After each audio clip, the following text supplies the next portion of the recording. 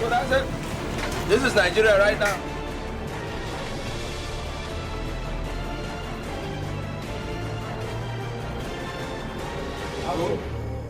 Action.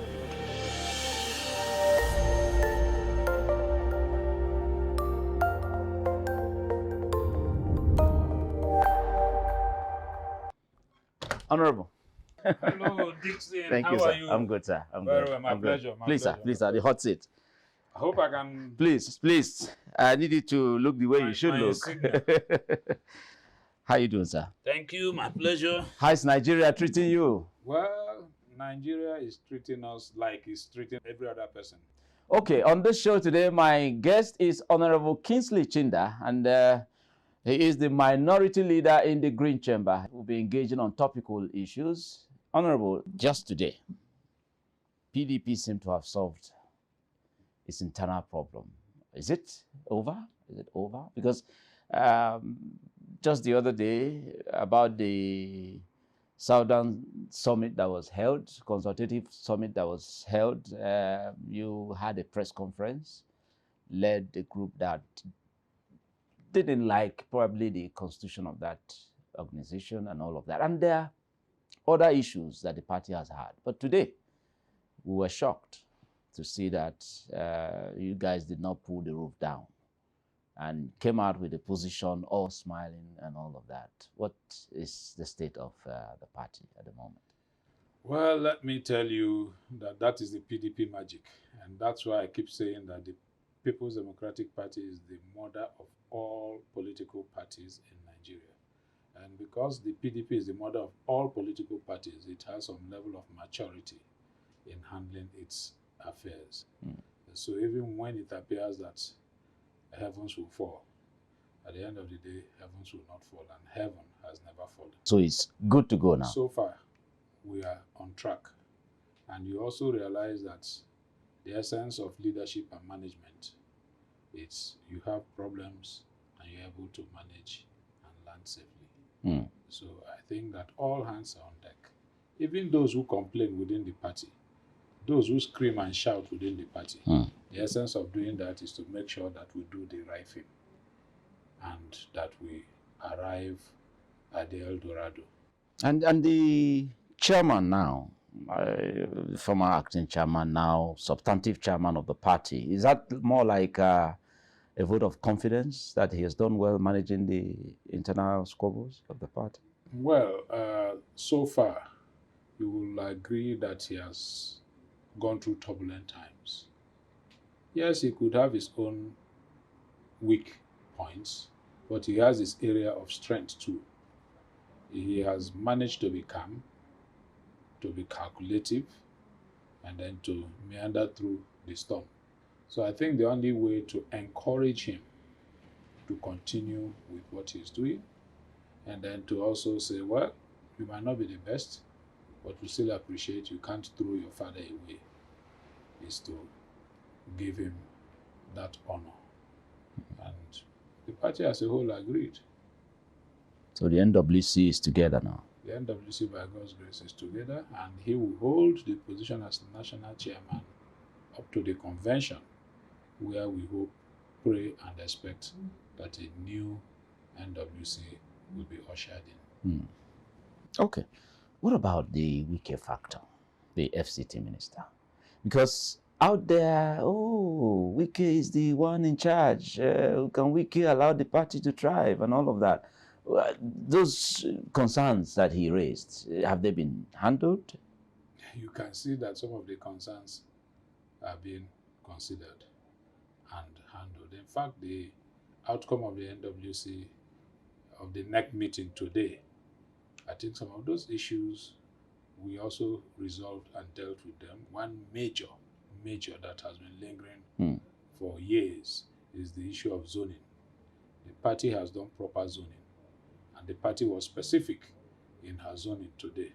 And that's one of the things that the FCT minister has been screaming over time.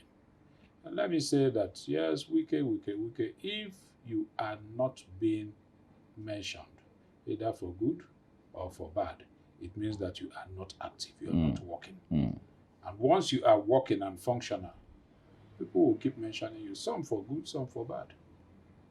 So what it means is that Wike is working, Wike is active, Wike is functional. So it's not the problem of your party. It cannot be the problem. Anybody who says that an individual, one man, is the problem of a society, then the person is not being realistic. But what of the aspect of, for instance, in Rivers State, he is said to be the one in charge of the structure of APC, the ruling party at the center, and then also the structure of PDP at the state level. But where does he belong? Is he a member of APC or a member of PDP? He has said severally that he belongs to the PDP. He has not minced words in saying that. He is working with an APC government, which is nothing new. No doubt. But he has also said he is going to support the current APC candidate, the president, who is also the APC candidate. That is his choice. But why still being in the PDP? Let me also ask you, how many members of PDP can cross their heart and say that whilst in the PDP, they have never supported candidates from other parties at all elections? Yeah, but the impunity of announcing it of APC can also cross their heart and say that whilst in the APC, they have never supported any other candidate. The impunity of announcing it is you have your way of doing things. Some people will be very straight with you to say, look, this is what I want to do, and that's how I'm going about it. Some could be discreet about it. But those people that are discreet are more dangerous than the person who will tell you clear. But if you're a member of a political party, even though the PDP has no candidate at the moment, by the time the party gets a candidate, especially having fulfilled those desires of taking to the south and all of that, if the party now produces a candidate that is credible and all of that, will it be right for him to still stay in the PDP and be campaigning against? Is for him.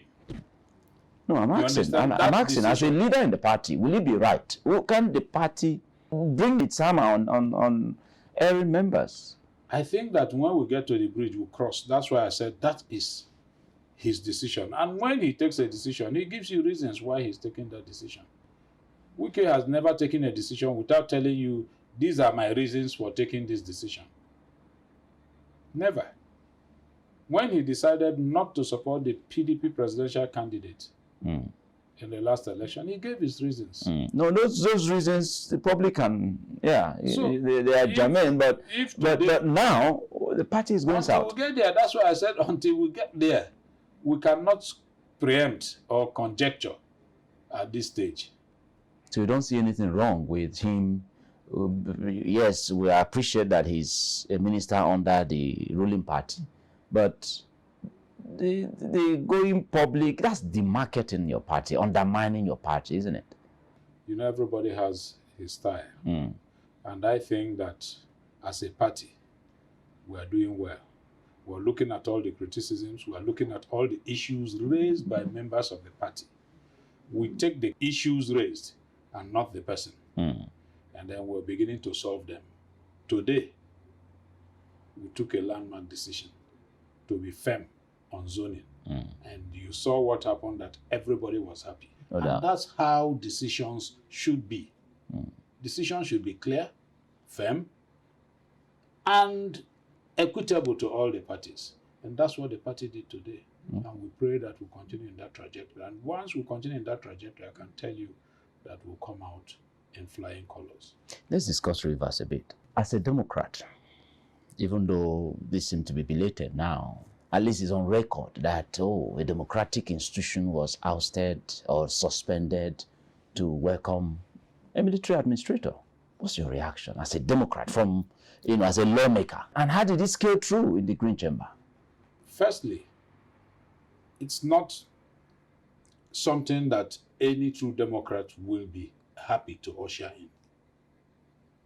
It's a situation that one would, as much as possible, avoid, because it's not a happy one. It's not a commendable one. However, what happened in Rivers State, I think the president had a divine wisdom in taking that decision. I am from Rivers State. I was in this office when that announcement was made. Some of us were not happy. I was not happy. Because you had a different plan? I was not happy with that decision. But when I thought about it, I said, well, God's wisdom surpasses that of man. If Rivers State had continued the way it was going, Could have gone aflame. it would have gone aflame, people would have died, and I don't know who would have been involved. And so sometimes when God intervenes, as human beings, we could criticize it, but I believe that it was divine. That's one. Now, the other issues that have come up, whether it is legal or not legal, I speak as a lawyer. As a lawmaker. As a lawmaker. Or a partisan person. Or a partisan person. So as a lawyer, 305, Section 305 is part of our Constitution. And so when it is evoked, what happens? Every other section of the Constitution is set aside. Once you evoke Section 305. And now the contention and argument is whether you can, under that section, oust a democratically elected governor or system. Now, if you look at that section, there are conditions under which you impose a state of emergency. If there is natural disaster, of course, if you are curbing a natural disaster, you cannot oust democratically elected government. Where there is crisis, in the situation of Rivers State, what was the cause of the crisis? It's the same democratic setup. Governance of the state from the Supreme Court judgment was almost absent. The legislative arm was not functional. So the system was the problem. And for you to impose a state of emergency and manage the situation, what do? You must tackle that system. Go and look at sub 3 of that section. You must tackle the system. It's unfortunate. It's not what anybody would want to bargain for.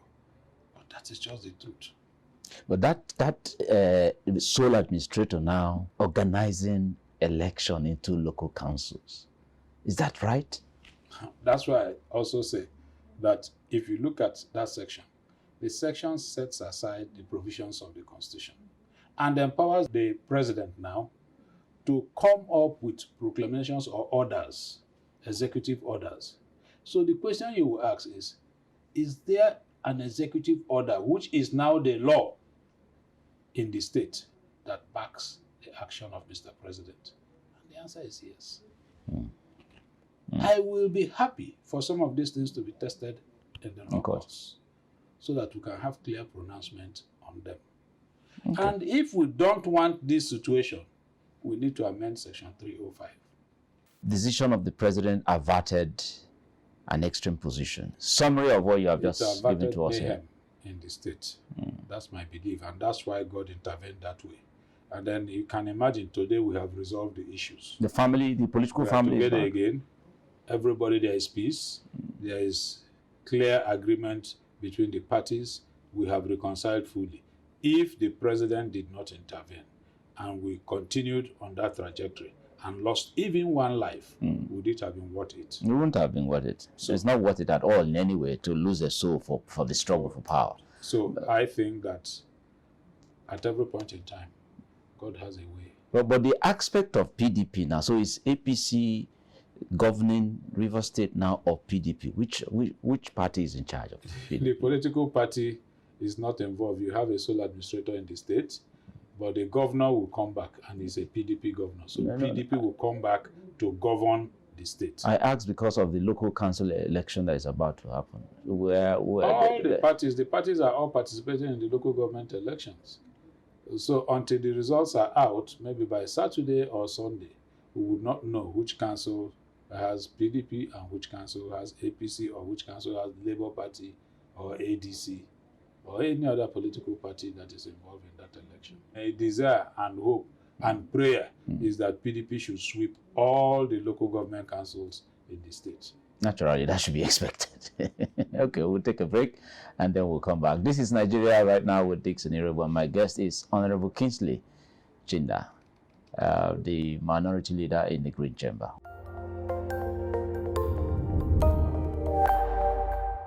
This program, I would say, is more of an interactive session, but also informative and educative in the sense that you touch on almost every aspect of one's ways of seeing things as well as governance. So keep it up. I will want you to interact more, with people. And your program should also involve the thinking of even our rulers. Don't just stop on the elites. Sometimes when you meet people in government or people at high places, whatever they are going to say, sometimes interest sets in. But also go to the grassroots, engage the common people, and that's why you feel the real impulse of the Nigerians, because they are more the larger population of this country. So keep it up. Thank you, sincere. Welcome right back. This is still Nigeria right now with Dixon Irebu, and my guest is still here, Honorable Kingsley Chinda. Now, PDP has gone south for the presidential ticket. Yes. As a leader in the party, we're hearing names like wooing Jonathan back and Peter Obi back and all that. Is this a good time now for the FCT minister to run for president? That's his personal decision. I'm not in a position to say what he wants to do. That's his personal decision. You don't think that ambition is still on the table? Well, I wouldn't know. That's why I said it's his personal decision. But if you know... You're his close ally, so I'm asking because... It's a decision. It's like asking the Honorable Minister, would OK Chinda want to run for presidency? Even the devil does not know what is in the mind of man. It's only God that knows. Okay. All I can say is that we've heard him several times say that he's going to support President Tinubu for 2027. And you support that? Are you going to join him in supporting the president in that direction? I play politics for the interest of my people. And so if that will in any way protect the interest of my people, there will I go. If the party were to choose a Jonathan for your ticket, for the ticket of look at all the candidates that indicate interest at that time. Consider them and look at the person who will protect our interest the most and go for him. But from your experience and as a party man, being that the party is working hard to come back to the villa, between the two names that has really been mentioned, that is Jonathan and Peter Obi, do you think there's a preferable candidate for you? And the aspect of justice, equity, and fairness. We don't need to bother. I'm not in a position to assess that now. Like I told you, I don't like conjecturing. Both of them have not even indicated their interest. So why should we be conjecturing on who is better? No, we are aware that Peter Obi is running. With Jonathan, we don't know yet. He has not come into PDP yet. Until he comes into PDP. And he will tell us what he thinks he will achieve. But Jonathan has not indicated interest yet. Until that is done, it will not be proper for us to begin to say this person is better or the other person is better. And I will also tell you that several other persons within the PDP might also have the intention of running for presidency. There are several qualified persons from the southern part of the country. But it's about winnability now. The party will be looking out for who can win the election. Until they throw their hat in the ring. So until Peter Obi attempted at the last polls, nobody knew who could garner the number of votes he got. So please, let's just wait and then see what we have in stock. So my prayer is that at the end of the day, we'll come up with a president that will move Nigeria forward and make things better for all of us. Will you be one of those? Sorry, I had to probe for that. Will you be one of those that would say to a Peter Obi, for instance, come back home, as he's been told by the likes of Jerry Ghana and so many others? I would want everybody to come back to the PDP. I have said that the PDP is the mother of all political parties. So all the candidates, I would want them to come back to the party and make the party tick. So if it is for Peter Obi to come back to the PDP, of course, I would ask that the door should be opened up for every politician Including Atiku Abubakar? Including Atiku, everybody, including the president, President Tinubu. That's not possible. He has never That's been a what member you of... think. No, he has never been a member of Yeah, it's not the PDP. first time. He has already gotten the ticket for, what's it called? So the in endorsement essence, from his party. In So essence, what I'm saying is that the party, the umbrella is large enough for everybody. what are PDP's chances for 2027 from your, very practicable understanding about politics? Very high. Very high. But it depends on the management of the opportunity that presents itself. But the chances are there. So I pray that God gives us the wisdom to manage this opportunity properly. So PDP has a good chance Very high. to go back to the villa in 2027. Very well. Okay, that's your person now. Now that it appears that the political family in Rivers State seem to have reconciled, and you have had the shot to the House of Reps for about, this is your third time, right? Fourth time. Fourth time. Are you still going to run for that same position, or you're rather going to go for governorship or anything else? Well, we have a political family in this state. And if I tell you the background, how I have made it to the House of Reps for 4 times now, I don't think you would even ask that question. Please, I would like to know a bit of that, so that I won't ask the question First, again. Let me tell you that I believe in the structure, the political family that we have in the state. And we can all grow if we have an open mind. So for me, I don't even know whether I will go to the House of Reps or whether I would not even run an election come 2027. How wouldn't you know? For me, I have actually been given opportunity to serve, and I've put in my best to serve our people. So if in 2027 we look at the calculations and the permutations and where we think that offices should go to, and none comes to my zone, I'll also be happy to sit back and support others. And that's why I said, as we speak, I cannot now begin to place my ambition first. I think that we need to sit as a family, look at the indices, and very sincerely agree on what should go where before we now start talking about best candidates for those offices. What is the chance? This is not PDP now. Rotimi Amechi in the ADC, what are his chances? He's from your state and former governor, 2-time governor of your state, 2-time speaker, 2-time minister, and then he's vying for that seat now. Let's not... Is there a possibility that he could, ruffle the environment a bit politically? Let's not personalize it to Rotimi Amechi, but let's talk about ADC. ADC has no chance in Rivers State. Really? ADC has no chance in Rivers State. If I ask you now, who are the politicians behind ADC? Rotimi Amechi is one of them. Tell me the other person. Atiku Abubakar is one of them. In Rivers State. Oh, in Rivers?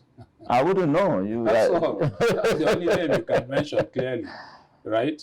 And I will also tell you, today you saw Uche Secondus, the former national chairman of PDP. Yes. You saw him in the PDP next. I was shocked to see him. That's how you're going to receive more shocks. This is just the beginning. So he is not active in the ADC thing? Well, that I wouldn't know, but he attended the PDP meeting today, and it means that he's still the PDP person. But we saw them at the forefront, mingling together. at the forefront as the leaders of the coalition. Do you think that the likes of Atiku leaving the party may have given the party some respite or some air of relief? Or do you think that exit is what has brought this party to where it is now? Well, like where I you seem said, to be having I a direction. try to avoid talking about people. But all I will say is that the party is gradually making progress. The party is gradually making progress, and all that will culminate in the convention, the national convention, once the convention is held, new Members of NWC NWC comes will in, come in. and you will now begin to see a different style of politics within the party. Let's conclude with the Green Chamber. Some of your colleagues have said how that